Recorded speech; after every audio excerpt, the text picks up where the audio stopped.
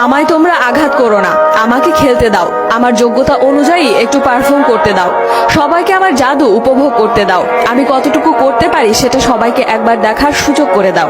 এমন ভাবে হয়তো মনের মধ্যে লুকিয়ে থাকা আর্তনাদ করে থাকেন নেইমার জুনিয়র। ক্যারিয়ার জুড়ে যেসব অর্জন করার কথা কিংবা সম্ভাবনা ও যোগ্যতা ছিল তার, সেসবের বেশিরভাগই খুইয়েছেন ইনজুরির কারণে।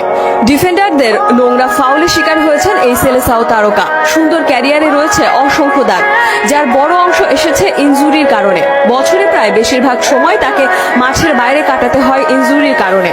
ভাগ্যের নির্মম পরিহাস, এখনো তিনি ইনজুরির কারণেই রয়েছেন মাঠের বাহিরে। এর যে দুর্ভাগা আর কেই বা হতে পারে। যেভাবে শুরু করেছিলেন ক্যারিয়ারটা, তাতে করে হয়তো ক্যারিয়ার নামের পাশে অন্তত থাকতে পারত 3 থেকে 4টি ব্যালন ডি'র।